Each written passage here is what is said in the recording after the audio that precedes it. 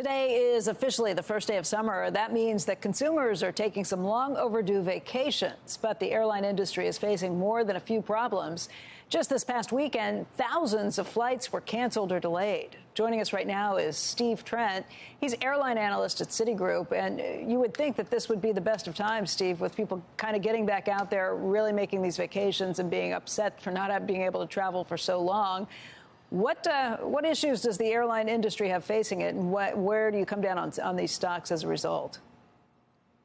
Absolutely. Good morning, and thank you again for having me. So I think it's sort of a strange combination of events going on here. First of all, when we look at the industry today versus where we were in 2019, we have 15% less capacity.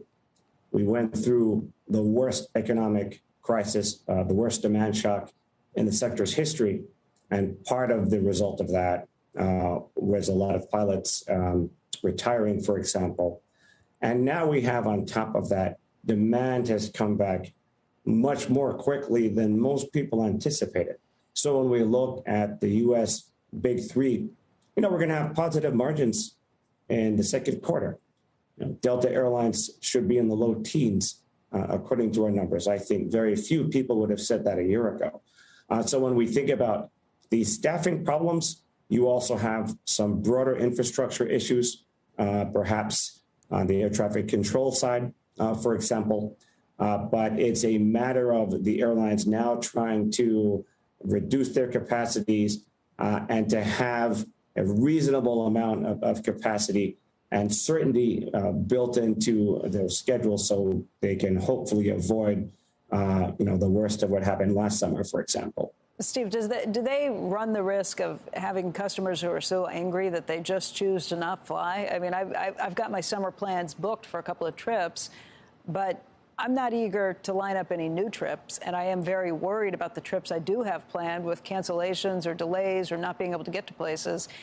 5,000 flights canceled over this past weekend. That's tens of thousands of people who are being affected by this on a regular basis. At what point does that come back to bite them in the butt?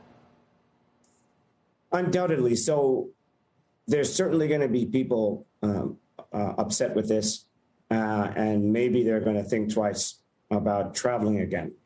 But when we look at the overall numbers and the overall demand in the system, you have for the second quarter, for example, and even going into July, passenger revenue in the U.S. is above where it was in 2019. So the revenue's already back. When we think about the flight cancellations for this weekend, I would say to some degree, the public is not entirely used to that, but it maybe wouldn't come as a 100% surprise. Are we going to have thunderstorms in Florida sometime this summer? I would imagine the answer is yes. Do we have extreme, very high heat conditions that are going to limit aircraft takeoff rates in some places like, the desert Southwest? I think the answer to that is yes. So while you will have, I think, undoubtedly elements of the public that are going to be put off by this, flight cancellations this weekend were actually a fairly small percentage of the entire system. So there are a lot of flights that weren't canceled, and a lot of people did get to their destinations.